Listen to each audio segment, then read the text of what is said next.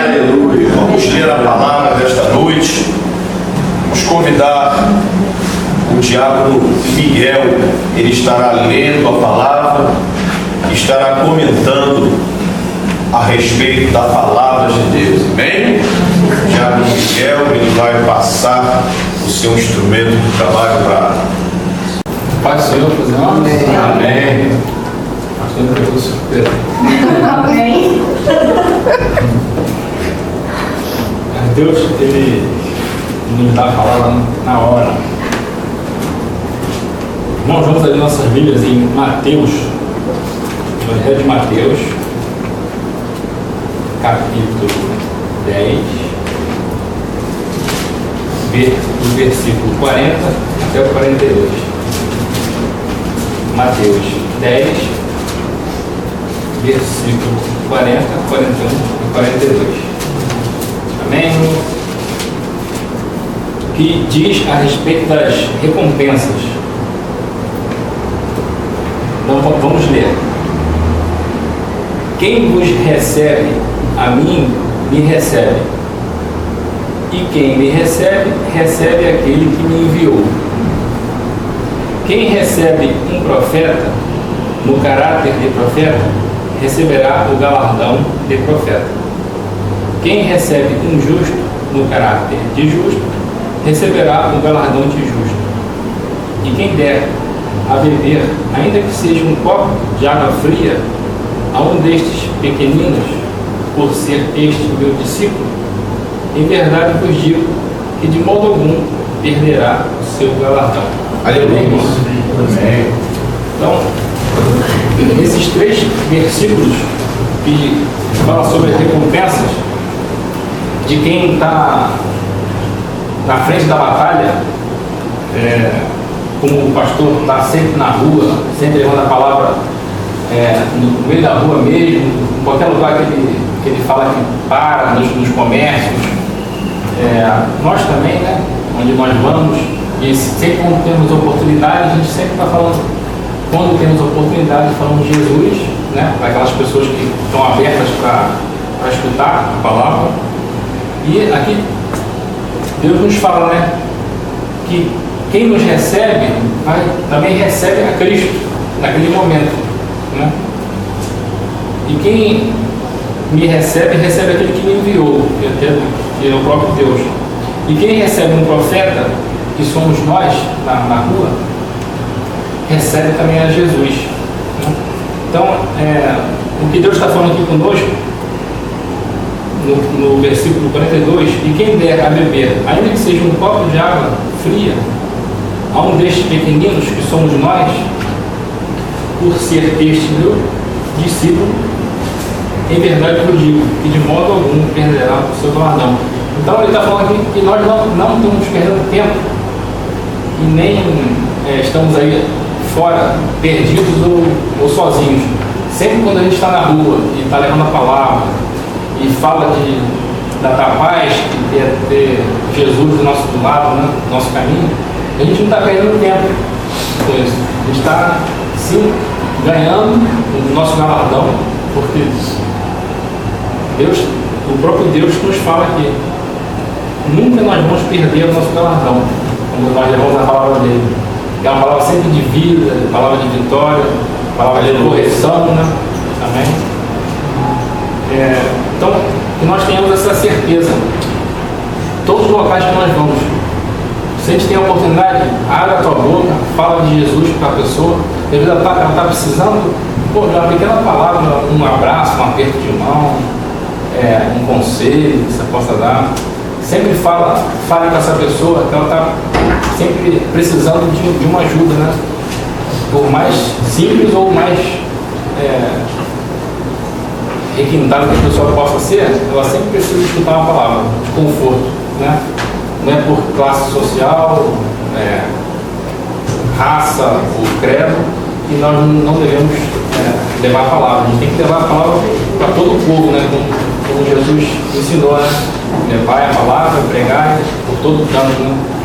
Então, que nós saibamos, né? Como está escrito aqui,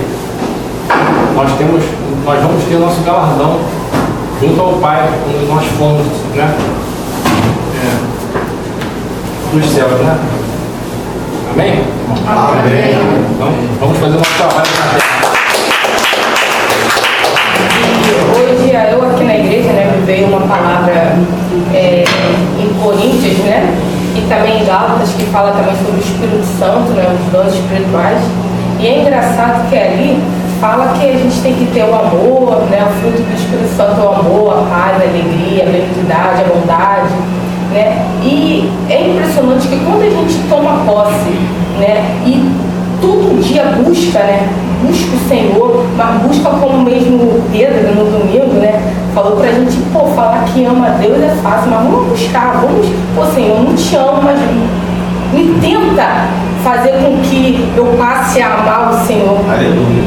Né? E é impressionante que quando a gente faz isso, a outra pessoa pode olhar a gente de cara feia, podem pisar no nosso pé, que a gente vamos orar por ela, né? Porque ela não sabe o que ela está fazendo. Eu tenho certeza que ali ela não está pura.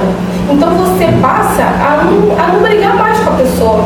Porque na realidade, quando você briga com a pessoa, é porque você está ruim também.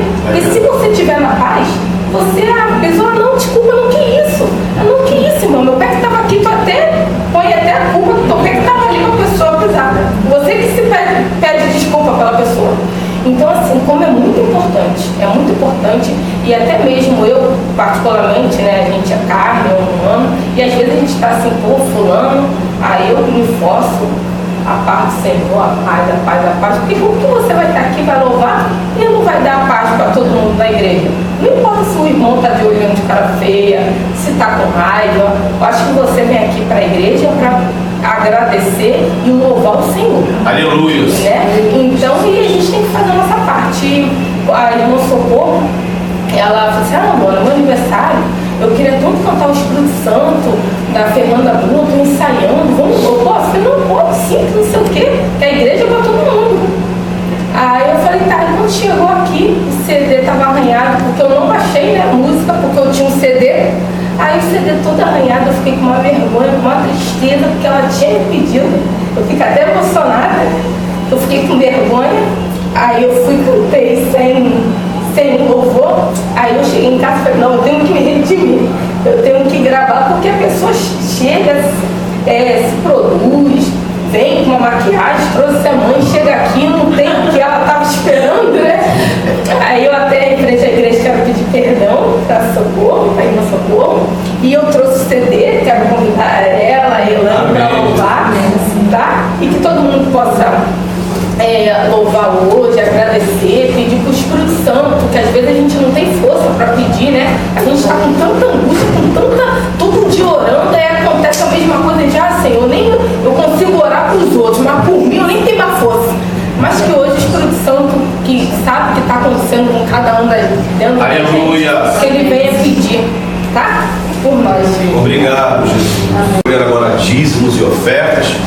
Queremos dizer que é o princípio, irmãos, de Deus nós darmos. Amém? Nós aqui no culto, nós não passamos o culto inteiro pedindo dinheiro, não. Mas nós não podemos, faz parte do Evangelho. Dízimo e ofertas fazem parte do Evangelho. Paulo, em 2 Coríntios 9, fala que aquele que pouco semear, pouco colherá. Amém? Então é necessário que nós tragamos oferta e demos a oferta com vontade, tragamos o nosso dízimo e dizimemos para a casa do Senhor. Amém? Deus não precisa do nosso dinheiro, mas o dízimo é uma manifestação da nossa fé. O dízimo, eu estou querendo mostrar que eu não sou preso ao dinheiro, que eu estou dando dinheiro na mão de homens, mas que estão sob a direção de Deus. Amém? Nós vemos aí, irmãos, é inegável, pessoas líderes que passam o tempo todo pedindo dinheiro, mas as pessoas que dão, é inegável que elas são abençoadas. Amém? Eu tenho uma filha do pastor Silas Malafaia, ele fala que um pastor amigo dele foi para a África, e quando chegou lá na África ele viu tanta miséria, eu tenho essa fita em casa, ele disse que as pessoas comiam rato, entendeu? Uma coisa terrível. E então ele chegou e falou assim, Deus, o que eu vou pregar num lugar desse, Senhor?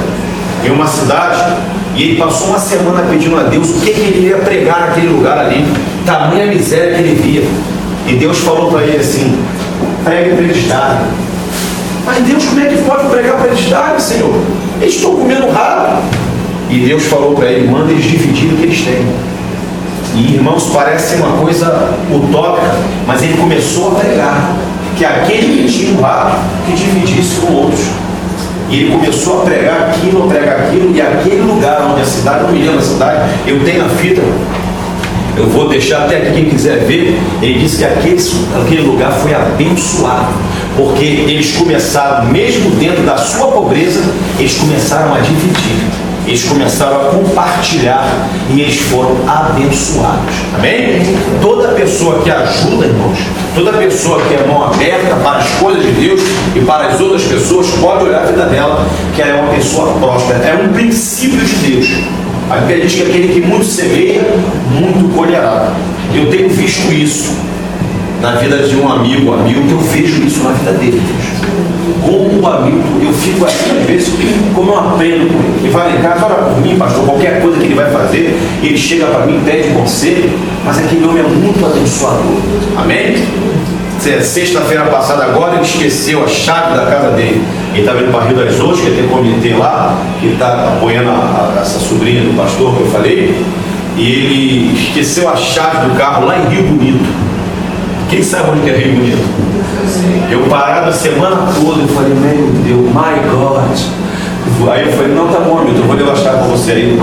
Não, pastor, pode vir que eu vou te pagar a corrida, porque eu estou em Rio Bonito, acho que esqueceu a chave do carro, aquela coisa todinha, então eu peguei o serviço fraco. Na hora que eu peguei a moto para ir para Rio Bonito, que eu estou no meio da Rio Maria, que eu passei perto de Itaboraí, o telefone começa a tocar. Eu falei: meu Deus, às vezes Deus permite as coisas para treinar a gente. Eu vou falar sobre isso, não vou entrar nisso não. Eu fui, quando chegou lá perto de Rio Bonito, eu já sabia, eu conheço o amigo que ele ia querer me pagar pelo frete, mas eu jamais podia aceitar do amigo, que quando cheguei lá na hora ele estava com o dinheiro na mão, e eu peguei a chave, eu já conheci como é que ele ia fazer, eu já peguei a chave e falei assim: toma, amigo, joguei em cima do carro e saí com a moto. Ele: não, pastor, não vai, não, para com isso, não, volta aqui, pastor, volta aqui. Eu fiz um contorno, e nego ligando, glória ao teu nome, Jesus. Irmãos, quando eu cheguei aqui no Rio, à tarde eu fui abençoado, mais do que era costume. Por quê? Porque eu fui ajudar o amigo. E quando chegou no domingo, ele foi lá em casa, ele trouxe para mim uma churrasqueira. Eu no domingo eu estava falando para ele: poxa, que vontade de comer um churrasquinho. Lá no prédio agora, eles fecharam o nosso corredor lá, os irmãos foram lá, eles fecharam o corredor, todo de madeira, porque vão derrubar aqueles fogos todinho, então não tem mais chance de como fazer churrasco ali em casa. E eu fiquei muito triste, falei: poxa, meu Deus, meu churrasquinho, meu Senhor, não posso mais fazer no domingo. Irmãos, Deus é bom. Quando chega na segunda-feira, o amigo foi lá em casa com uma churrasqueira de alumínio, essa de bafo, entendeu? Caríssima. Aqui, pastor, Deus mandou te dar, já que não quis pegar o dinheiro, toma essa churrasqueira, deu 2 camisas. Irmãos, ele deu 50 vezes mais do que era meu frete naquele lugar. Amém? Porque Deus viu assim: não, eu não quero, eu fiz lá por gratidão. Então tudo que você se doa, Deus abençoe você. Amém? E não é dar para quem, não. Eu vou dar para quem? Eu vou olhar aqui. Vou prestar para o Gerson. Daqui a pouco o Gerson vai meter a mão naquela bolada lá, vai. Não, irmão, assim, olha, dá para o durinho. Aquele que nunca vai te dar nada, principalmente aquele que está falando de você. Ou então aquele que não gosta, não vai muito com a cara. Chega para ele: meu irmão, eu já fiz isso, irmão. Já tive na Brasil. E detalhe, irmãos, tem pessoas que se enganam quanto à oferta e os dízimos. Tem pessoas que pensam assim: eu vou dar quando estiver sobrando. Não é assim não. Você tem que dar. O Davi, uma vez, ele foi comprar um terreno para fazer o templo, e quando ele chegou lá para comprar o terreno, o homem falou assim: meu rei, é para dar para o templo lá? Pode ficar com o terreno para o senhor. Aí Davi falou assim: não, eu não darei nada ao Senhor que não me custe alguma coisa. Eu quero pagar. Não, mas eu quero pagar. E Davi pagou pelo terreno. Amém? Então, se você quer ser abençoado, contribua com seus dízimos, oferta, e ajude alguém.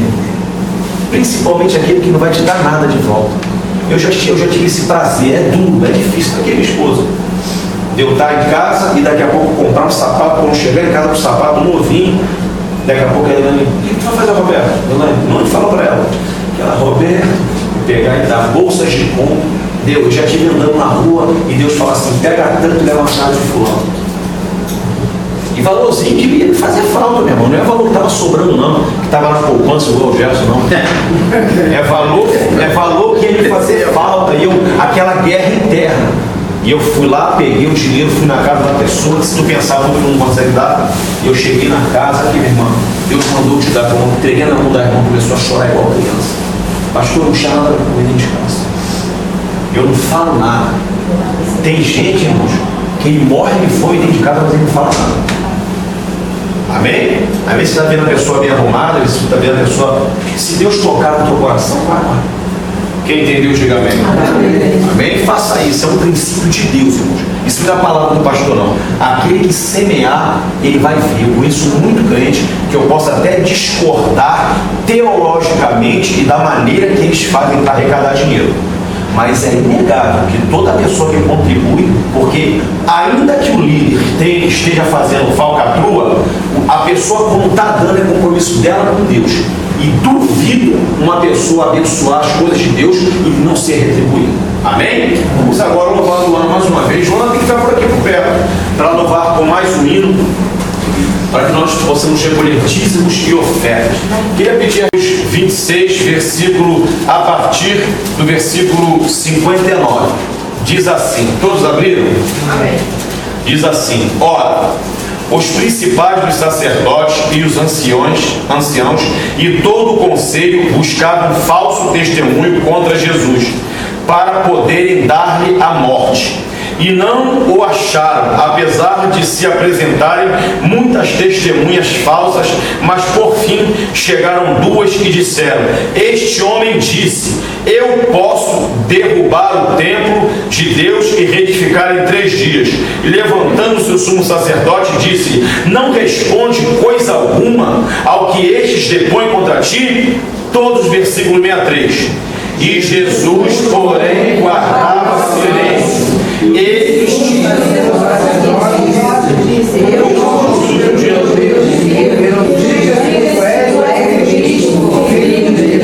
Amém? Vamos ler a parte B. E Jesus, porém, guardava silêncio. Todos vamos ir. E Jesus, porém, guardava silêncio. Amém? Deixa a Bíblia aberta. Irmãos, ontem Deus falou muito comigo. Eu fui pregar numa igreja, cheguei lá, Túlio, até eu convidei o Túlio, foi lá comigo. E acabou que eu deixei até aquele pastor que veio aqui pedir pra gente orar por ele, ele queria fazer ar livre. Quem se lembra dele? Amém. Ficou doido. O cara tá pregando muito, fazendo muito ar livre. Irmãos, ele fez pior onde ele deu testemunho lá, né, Túlio? Ele foi pregar na favela. E daqui a pouco ele está fazendo ar livre, o cara ficou doido por Jesus, está fazendo muito ar livre, onde ele falou, pastor, depois que eu daquela oração lá, comprou o carro de som, tu viu o carro dele, o carro de som, ele ficou tão abençoado que ele entra com o carro de som agora em cima do carro dele e sai pregando na rua. Ele falou testemunho ontem, irmãos, que ele foi pregar na favela e um vagabundo acendeu um cigarro de maconha. E ele começou a pregar, aquele cara dando aquela baforada. Ele falou, pastor, eu senti uma unção tão grande que ele foi em cima do vagabundo. Ele falou, rapaz, tu não tem vergonha na cara, não? Eu não tô dentro na cara do bandido, o cara com maior pistola. É aquele magrinho. Tu não tem vergonha na cara, não, rapaz? Como é que tu fica fumando maconha na frente da gente pregando a palavra de Deus? Tu tem que se converter, rapaz. Todo mundo fala contigo na favela por causa do teu. Tu tá impondo medo nos outros, tu quer ganhar os outros pela fio. Disse que botou, não foi tu? Botou o dedo na cara do cara, começou a apagar o cara com a pistola na cintura começou a chorar e aceitou Jesus. Ele falou, pastor Roberto, essa loucura pegou em mim, eu estou muito feliz. E aí a gente ficou feliz de ter pessoas que seguiram o nosso exemplo, amém? E o cara chorando aceitou Jesus. E na hora, antes dele pregar, o irmão virou para mim e falou assim, irmão, quantas vezes tu fica perguntando, poxa Senhor, eu tenho plantado tantas sementes, por que eu não colho os frutos? Irmãos, coisa que eu falo, né, mano, em casa com Deus, coisa que eu falo secretamente com Deus, aquele homem falou, e ele veio até mim, botou no meu ombro e falou assim, olha, fique em silêncio, espera, tenha paciência, que tudo que tu plantou vai colher. vai dar fruto na hora certa. E aí eu fiquei muito maravilhado, porque palavras que eu falo na intimidade com Deus, aquele homem falou e falou para mim: silêncio e paciência. Diga silêncio, e paciência. Mais uma vez, silêncio e paciência. Nessa passagem aqui nós vemos, irmãos, o quão importante é o silêncio e quão importante é a paciência. Aqui nós vemos, Teresa, que os fariseus, os inimigos do Evangelho, eles estavam provocando Jesus. Eles estavam instigando Jesus para que Jesus se precipitasse em alguma palavra, para que Jesus ficasse nervoso, para que Jesus fizesse alguma coisa fora do plano de Deus. A Bíblia diz, nós lemos aqui, que eles vieram falsas testemunhas e começaram a testemunhar contra Jesus. Quando Jesus falou, irmãos, que iria derrubar o templo, 3 dias ele levantaria, sim ou não? Sim. Mas ele não falou que ele derrubaria. Olha onde está a mentira. Jesus falou assim, derrubai o templo, que em 3 dias eu erro. Ele está falando da sua morte. Eles vieram com testemunhas falsas, dizendo que Jesus falou, eu vou derrubar o templo e em 3 dias vou reedificar. Então ali nós vemos que existia um complô contra Jesus. E aquele homem, aquela autoridade, no versículo 62 diz assim: e levantando-se o sumo sacerdote, disse-lhe, não responde coisa alguma ao que eles depõem contra ti? No auge da pressão, no auge das acusações, no auge das críticas, no auge da prova, apareceu mais um enviado de Satanás. E aí, tu não fala nada não? Tu não vai se defender não? Tu vai ficar quieto? A Bíblia diz que Jesus guardava silêncio. Jesus guardava silêncio. Irmãos, hoje nós precisamos, em quase que todas as situações da nossa vida, guardar silêncio. A Bíblia diz, todo homem, quando diz homem, diz espécie, homem e mulher, esteja pronto para ouvir e tardio para falar. Irmãos, eu quero explicar para vocês hoje o que o Espírito Santo me fez entender de ontem para hoje. Uma arma poderosa que nós podemos usar é o silêncio. Diante de acusações, diante de mentiras, diante de problemas, diante de situações adversas da nossa vida, nós precisamos, Adriana, guardar silêncio, porque muitas vezes o silêncio vai ser o que vai te fazer ser vencedor. Jesus foi crucificado, mas ele estava dentro do seu plano, da sua meta. Jesus não podia morrer enforcado, Jesus não podia morrer apedrejado, Jesus não podia morrer com uma espadada. Jesus tinha que morrer na cruz, porque a promessa, a profecia para que ele morresse na cruz. Então Jesus tinha que conduzir as situações que aparecessem até que ele fosse morto na cruz. Por isso a gente vê que muitas vezes cercaram Jesus e ele se ausentou, ou seja, Jesus teve que fugir. Jesus teve que sair, porque ele não podia morrer apedrejado. Não que ele tivesse medo, não que ele não pudesse reagir. Quando Pedro foi brigar, Jesus falou assim, Pedro, tu pensa que se eu quiser não mando descer 12 legiões de anjos e rebenta, arrasa para a terra inteira? Mas Jesus tinha que morrer na cruz, ele tinha um objetivo, ele tinha que morrer na cruz. Quem tem um objetivo aqui, levante a mão. Eu quero dizer para você que você precisa guardar silêncio. Muitas das vezes nós somos derrotados, muitas das vezes nós naufragamos na fé, porque nós não guardamos o silêncio. Jesus, diante de tudo que estava acontecendo, e ele manteve silêncio. Jesus ficou calado, irmão. Abre Eclesiastes 3, rapidamente. Eclesiastes capítulo 3. Quantos acharam? Diz assim, a partir do versículo 1, tudo tem o seu tempo determinado, e há tempo para todo o propósito debaixo dos céus. Há tempo de nascer e tempo de morrer, tempo de plantar e tempo de arrancar o que se plantou, tempo de matar e tempo de curar, tempo de derribar e tempo de edificar, tempo de chorar e tempo de rir, tempo de prantear e tempo de saltar. Tempo de espalhar pedras e tempo de ajuntar pedras. Tempo de derribar e tempo de afastar-se de abraçar. Tempo de buscar e tempo de perder. Tempo de guardar e tempo de deitar fora. Tempo de rasgar e tempo de coser. Tempo de estar calado e tempo de...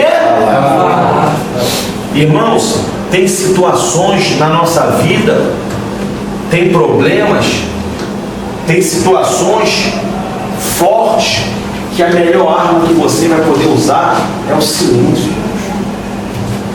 Tem pessoas que eles estão vendo que o problema é maior do que eles estão vendo que vão naufragar, eles estão vendo que vão bater em frente, eles estão vendo que vai perder, mas eu estou com Cristo, eu vou, e é envergonhado. Há tempo de calar, há tempo de ter silêncio. Tem tempo, irmãos, que a gente tem que cair diante dos nossos adversários. Tem tempo que a gente tem que até se humilhar, para depois lá na frente se levantar. Tem tempo que tem que estar em silêncio, irmãos.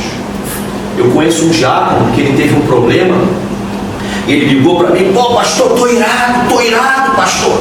Eu falei: o que houve, varão? O meu carro, varão, eu passar aí na minha vila aqui, uns atribulados que tem aqui, tudo fica mexendo mal em mim, e não gosta de crente, e o meu carro, irmão, na hora que eu dobrei no portão da vila, o caminhão me pegou, varão, na frente dele eu tô irado com o diabo, e que diabo terrível. Falei: varão, não foi o diabo não, varão. Não foi, claro, que é isso, pastor? Foi o diabo não, foi Deus, varão. Que isso? Ele foi Deus, quer que eu te prove? Ele falou: pô, fala então, pastor. Ficou com raiva de mim. Falei: varão, tu não está com raiva porque o caminhão bateu no teu carro. Tu está com raiva porque foi na frente deles. Ele ficou em silêncio. Sabe por que ele está com raiva? Por causa do teu orgulho. Se o cara acaba com o teu carro lá embaixo, tu não esquentava porque foi na frente deles. Tu não queria, tu não quer estar por baixo. E Deus é que permitiu isso, porque tem tempo que a gente tem que baixar a cabeça, mano. Tem tempo que a gente tem que se humilhar e ficar calado. Tem tempo que a gente tem, a pessoa tem que abusar, e tem tempo que é tempo de silêncio. É o que Deus mandou transmitir para nós esta noite, para quem nos ouvir. Ei, tem tempo que você vai ter que ficar em silêncio. Tem tempo que você vai até cair diante dos teus algozes. Tem situações que a gente vai ser até humilhado. Tem situações, Vera, que eles vão até rir de nós. Tem situações que vão até manimentar a cabeça contra nós.